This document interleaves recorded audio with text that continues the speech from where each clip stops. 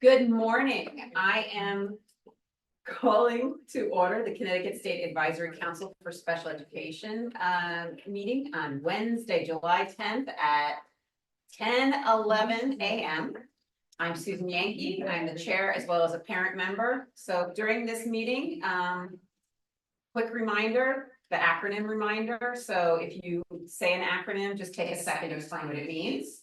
Next, we're going to move. Oh, we're doing introductions and roles first before council purpose and function. Okay, so introductions and roles. First, we're going to go around in the room here, and then can someone be in charge for online because I can't quite see the screen super well.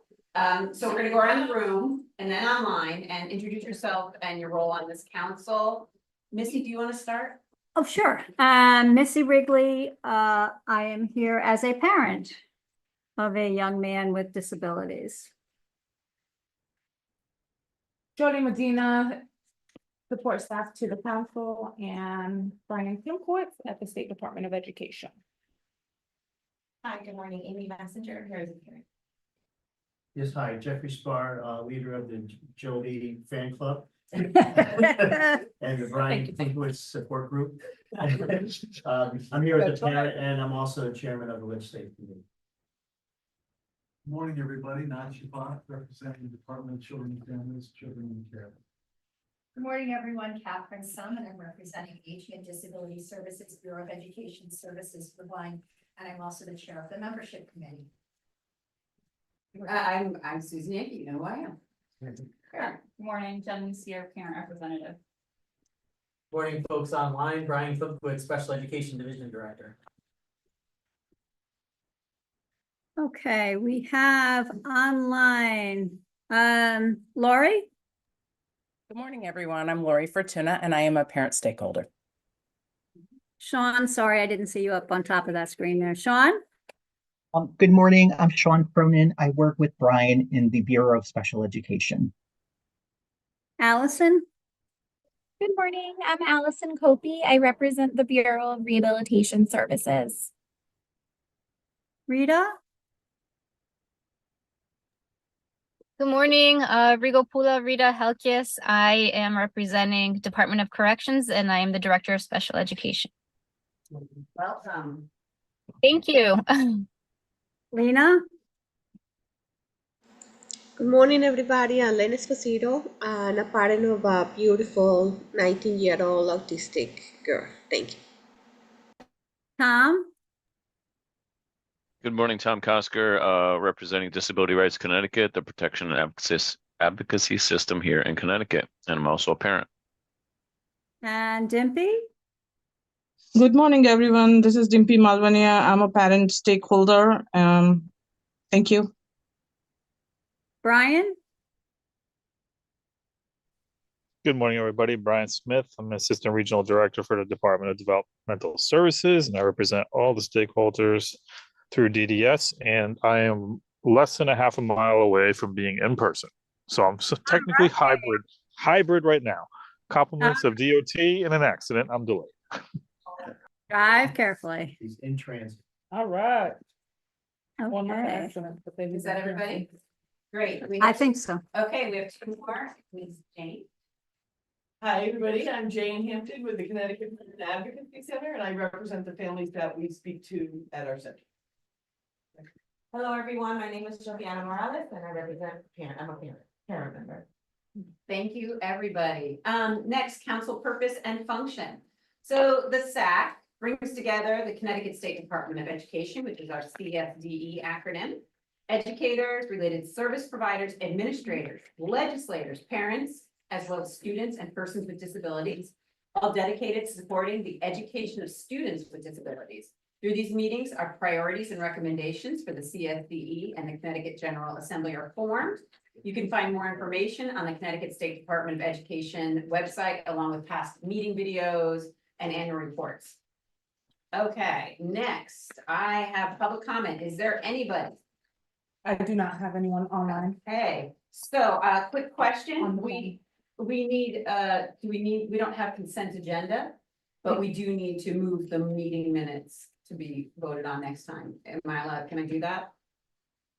The May 22nd meeting minutes need to be don't we need to vote to, have them in September? Are they on? They're not. No. They're not on, so we don't have to make them. Nope. Okay, so we don't need to move them? Yeah. Okay, then wonderful. Okay, old business. We're gonna zip through this. So the executive committee report. So just a quick update on the special education task force. Oh, I'm sorry. Sorry. Just to the. All right, we don't met have July any. 2nd. Representative Curry joined us and he emphasized that he would appreciate a report from us that has all viewpoints. He doesn't want just a consensus report. And he brought up the need for more work in the area of enforcement of IEP plans. And the group then discussed regionalization of services for some districts as a way to provide these IEP resources and services. CSDE has put together tentative dates and places in September, correct, Brian? For feedback sessions from stakeholders, parents, teachers, paras. RESC, which is the Regional Educational Service Center, CPAC, Connecticut Parent Advocacy Center, and CSDE are going to facilitate. And when these dates are set, we will share them with the full SAC, and we would hope you could share them with your stakeholders. The next task force meeting is August 6th. Anybody can join on listening. I believe they're streamed on either, depends where we are, YouTube sometimes, and sometimes the Connecticut CTN. Today is our summer orientation, where we're going to work on our priorities for the next annual report. I looked it up. Our bylaws say that 2025 is an odd year. So the report, we don't know how odd, but the report is going to be due by January 15th because it's an odd year. But since the legislators need an overview from us in the fall of kind of where we're going, what we're thinking about, hopefully we should have for our next annual legislative breakfast. We just speak for annual legislative breakfast, sneaking it in, that we could have recommendations, maybe our priorities, like a little brief thing for them by sometime in the fall, by October would be wonderful. Meeting schedule, you know, we have that up. Awesome. So, okay. Virtual was, we have September 18th, November 20th, the 15th, 26th, and 21st, and then, October 16th is the possible LOB legislature breakfast. February 26th and April 23rd are in person, weather dependent, right? Great. We're gonna try for everything that is in person. It says 9 to 1, but I believe we discussed moving those to 10 to 2. Good idea. So that people can get to them, can check in at their offices, and I just want to double check that that's okay. All right, and we're still working on a possible November 20th to be in the afternoon to accommodate high school students, but we haven't really worked on that too much. Does anyone have any comment? Anyone online? Anyone talk before we move into membership? Any questions? Anything? Yes. Amy. I know you said afternoon for the training for high school students. Has there ever been any discussion about having more? Or is it generally morning? It's generally mornings. We try to keep it kind of consistent so everybody blocks out, always knows that time is blocked out, but that's something that we can definitely bring to executive committee. So you would prefer? So just like I personally work in a school, so kind of always missing that block of students in the morning is a little tricky. And that's kind of primarily why I missed. And I understand obviously you're working with so many different, pieces here. So I 100% understand that. But just from someone who works in a school, like missing some afternoon sessions and morning is a little helpful. Okay. But again, I understand there's many people here who are. Do you consider 12:30 afternoon for your school? Or? Certainly, yeah, just Okay. any kind of variation within that first grade, back just so morning. Okay, and is the 10 a.m. going to help you? But yes, so I'll go to school in the morning. Because you can set everybody up for the day. Okay, all right, that's really great information. Thank you so much for sharing that. Anyone online? I just want to add to what Amy said. I would like the students to be available. And, I think what Amy's proposing is even better than saying all afternoons. Is just having different times so the kid doesn't miss the same class every time. Definitely, because if you keep missing your Wednesday, that's only your Wednesday class, right, that you're missing. Okay, that's we'll definitely, we should make a, executive committee meeting sometime this summer and go over Sure. that. Yeah, we can talk about that and really plan. Hello, young lady, would you like to introduce yourself? Hi, everyone. I'm Anna Wittig. I represent the approved private schools. Well, we're so excited. I'm you're so here. sorry. No. Little emergencies here and there. Great. Is there anyone online that has any comments before we move on to membership? Tom, you're not awake because you just got home from vacation? Okay, all right, next membership committee report. Okay, well, I'd like to welcome our newest member to the SAC, Rita Halkias. I hope I'm not butchering your last name, Rita.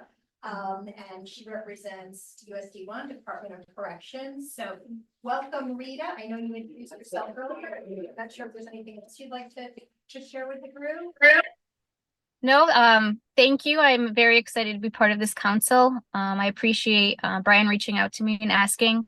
Unfortunately, I regret that I wasn't able to be there in person today. We do administrators retreat, so I'm in the car trying to just hop on so I can at least say hello to everybody.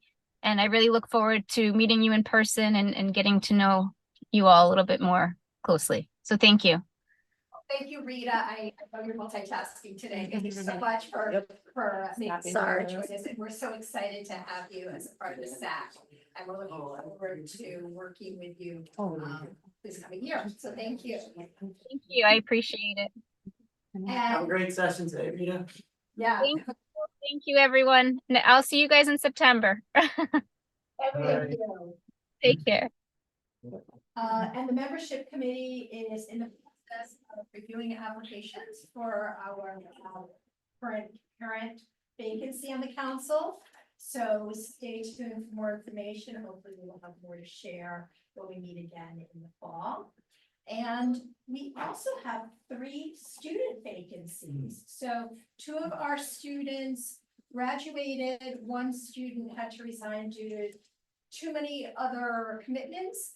So Mia Giantonio is our current student representative. So I encourage all of you to encourage students to apply to the SAC because you know, their voice is really the most important voice. They're the reason why we're here. So if you have any questions, feel free to reach out to me. Yes. Do you have anything we could send to programs that talk about what the student role is? 'Cause we Yeah, got some folks we can have a ask. flyer. So, Jolie, would it be possible for you to send the flyer, not at this moment, but maybe later this week? The student- Is it the student recruitment? Is it on the website? Okay. It's on the state's website? Yeah, Okay. let me. I can find it. Okay, if you don't find it, let me know. Okay. Okay, good. And so that's it. Anyone else from membership committee have anything else to add?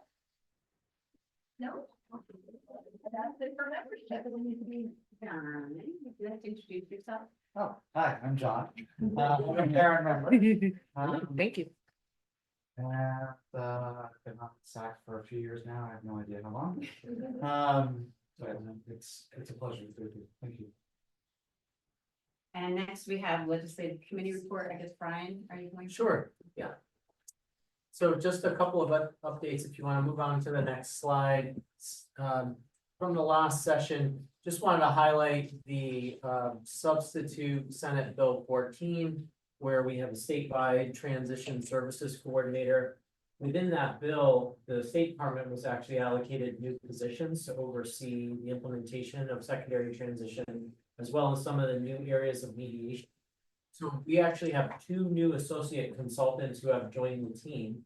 I asked them to come and introduce themselves for the priority setting in the afternoon, so they'll have a chance to say hello.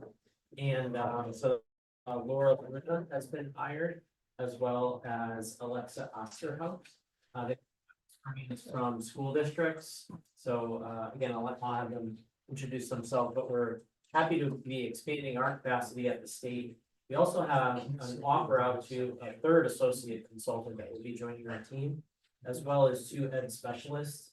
So I know I'm maybe repeating information for some of you, but ed specialist is kind of an entry-level position at the State Department. And then the next level is associate education consultant, and then a full consultant So we're bringing in some entry level folks at the State Department and again, happy to have the expanded capacity.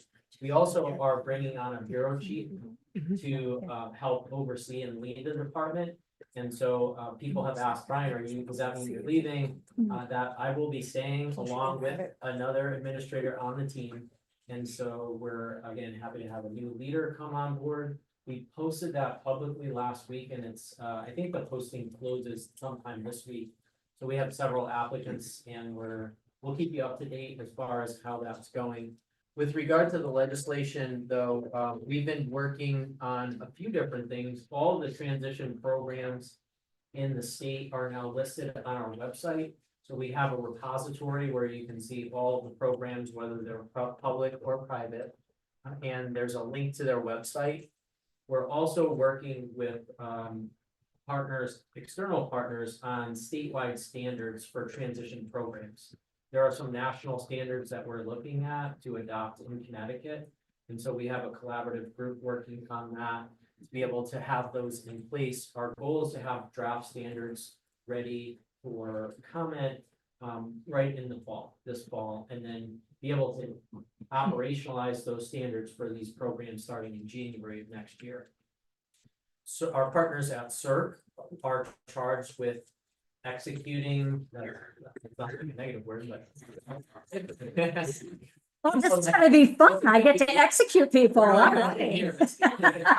He got excited. Executing the legislation, implementing the legislation. Emphasis on it. And conducting conducting on-site visits at the transition program in the, like I said, operationalizing those standards to ensure that we're supporting those programs and to ensure that they're of high quality. So similar to the approval for our state private programs, there'll be a similar process now in place for transition programs across the state, which is very exciting. So we're looking forward to that. And there's also required training for, if you recall, now each LEA is required to identify a transition coordinator for their district. Those individuals are required to participate in training. So that is part of their role. There's 1 year grandfathered in time to kind of give us a runway. So those individuals need to be trained. If there are any new transition coordinators administered, they have to have that training within 1 year. So that's how it will happen moving forward. We also have training for any educator who works with students who are 14 age and up. And then there's also an overall secondary transition training for all educators who work with our little ones, younger than 14. So that is all in place for the start of the school year. So we're very excited. A lot of work has been done. We have such great collaborators on this work in the secondary transition area. Brian, just a quick question. Yes. I'm sorry Rita's no longer on, but I'm actually going to be doing some training at USD 1 in September. Are those educators going to be involved with this training? Yes, LEA, every LEA, including USD 1. Okay, great info. Yeah, All right. absolutely. Yes, Which is USD 1 is. correct. And you mentioned the transition programs will be similar to privates. Now, Yes. what about those privates that also have a transition program? Yeah, absolutely. That will be folded in and included. So this process will be included for public and private. If it's a separate program, a separate entity from the main program where, Dory's process that she oversees, if it's the same. if it's the same one, then it will be fine, kind of. folded. Okay. Yeah. Yeah, but we'll have those standards to apply to if that makes sense. Right, yeah, it does. Yeah. Very good. So the next slide here, Susan, you were mentioning updates for the special education task force. Just a quick mention that there are now 3 chairs. So there are tri-chairs. So there's a representative from Concase, that's Michelle Lavin now, in addition to Andy Feinstein, who's a parent attorney, and Fran Rabinowitz, who represents the superintendents from the state. So that was a new change. And the task force, as you mentioned, Susan, is looking for input and or suggestions on the findings in the report that was just put out. So meetings that you mentioned that we help facilitate our special education task force check-ins to make sure people understand the findings, making sure, are we on the right track? Are there things that the task force is missing? And so we're hopeful to get some great input on those meetings in the fall. Is the report somewhere like public that people can access it? The special education findings, I have to check with the chairs, they were talking about publicizing that or having a public announcement or a release for that, but I'm pretty sure it's fine, I'm pretty sure the report is fine. Okay, yeah, we can say it is then. Yeah, so it's just a matter of disseminating that, so we'll make sure you all have a copy and are able to look through it. Yes, John? I missed something. What is the Special Education Task Force? What are they tasked with? So it's a legislative group, so there are, I don't know the exact number of members because there were a few added, but I want to say in like maybe 25 different individuals who represent different entities, similar to this group, except there's not a 50-50 parent to, professional mix there. But they're tasked with a few different areas of special education to reflect on funding, implementation of services, eligibility, gifted and talented. So there's 3 subcommittees in the task force working in those general areas. And then the idea this past year, there was a report of the findings of the group where there was consensus around issues to be able to recommend to the legislature. And so these meetings will be summarizing what those findings are in a few slides and making sure that folks say, hey, why hasn't the special ed task force considered this? But it's pretty broad. One of the bullets in the legislation says pretty much anything else around special education. So they identify a few things, but it's really, we've talked about staffing shortages, we've talked about service delivery, eligibility, restraint, seclusion, lots of, pretty similar to the topics that we discussed here. And then, and we were also able to have a representative from our group put onto the task force. So Absolutely. Is on there, so we're represented there too. So the individuals that you named, those are ones that are just coming on to thing, or they're gonna be the chairs? Fran Rabinowitz and Andy Feinstein have been from the beginning, Right. co-chairs. Yeah. Michelle Lobbin just joined this past session, so this past legislative session, there was a tri-chair recommendation. So Okay. she's been to 1 meeting so far. Okay. And there is a parent position open as of our last, Yeah, that's. as of our last meeting, that would be great to get filled, but it has to be appointed by, am I correct, Representative Curry? They're all No?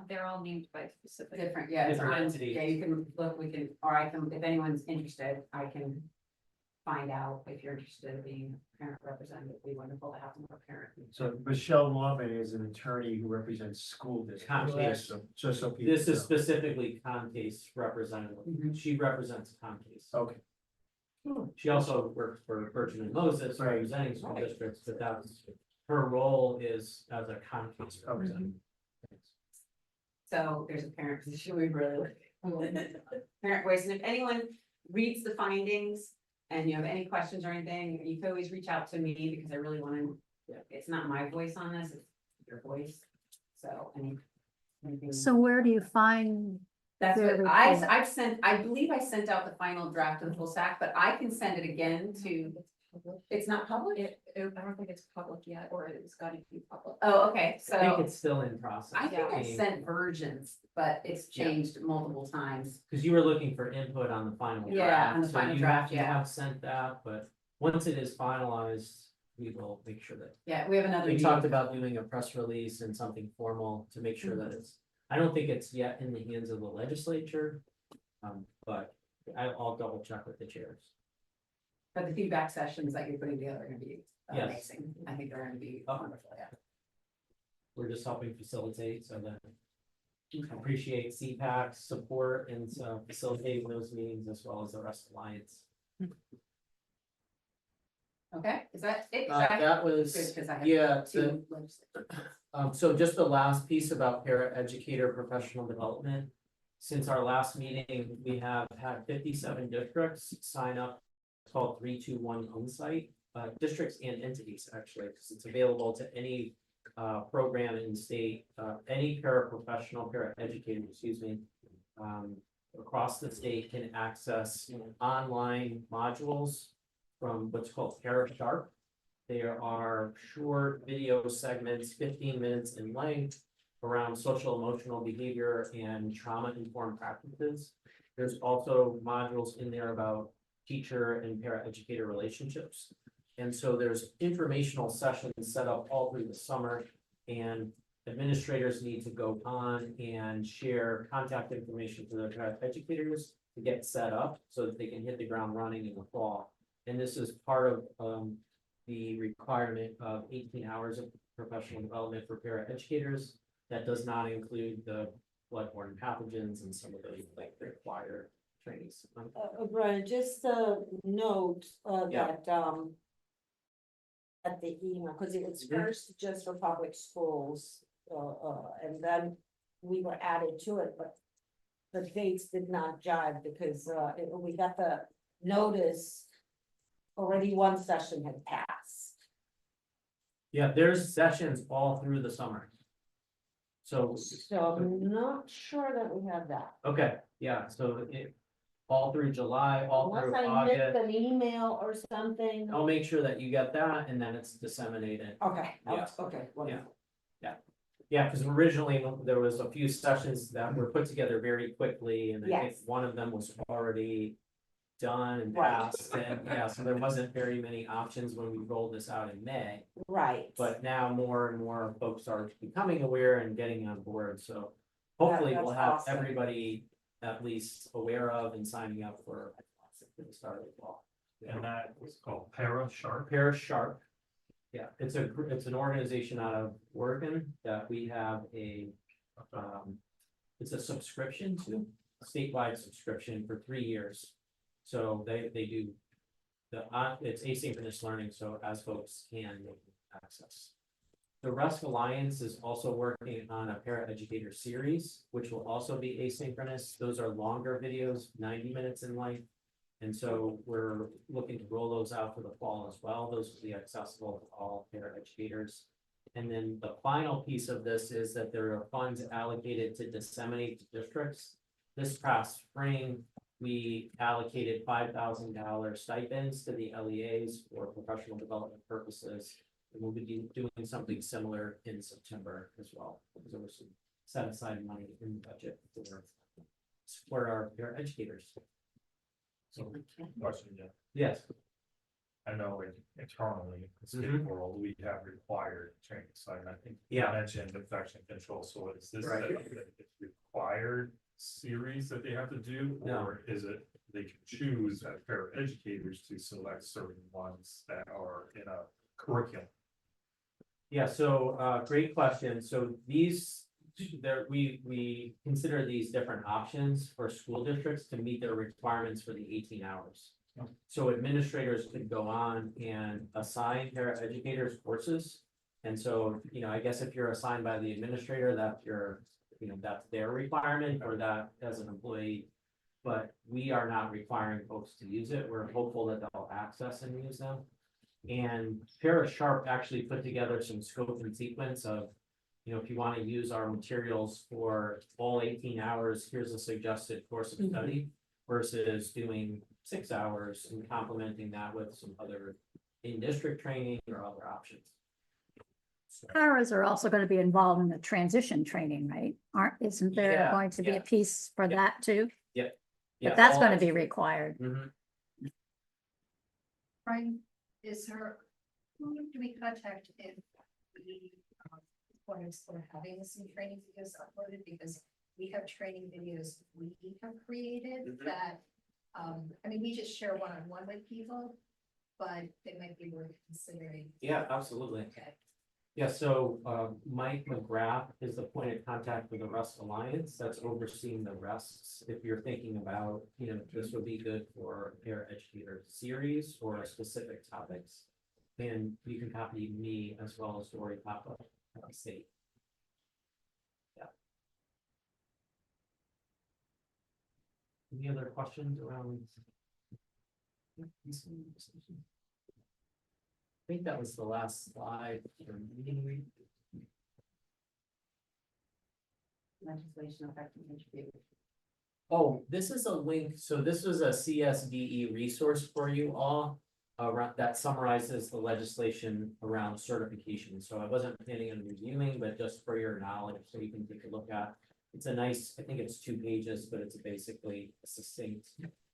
And you can see all of the adjustments that have been needed and flexibilities around certification.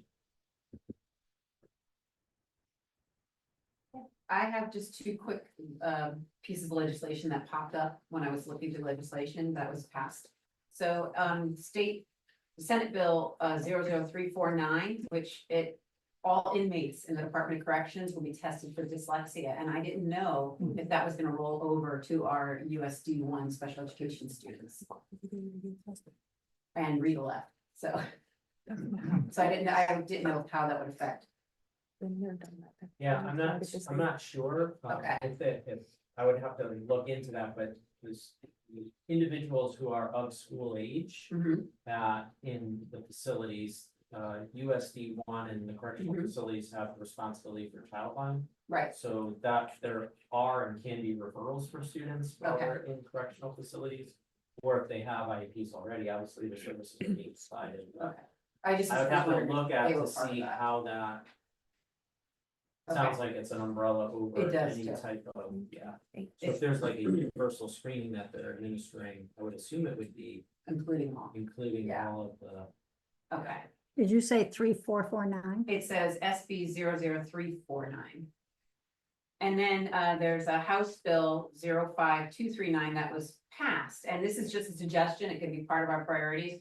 But it says nonprofit organizations that provide collegiate awareness and programs, so those are the ones that you go to and say, where should I go?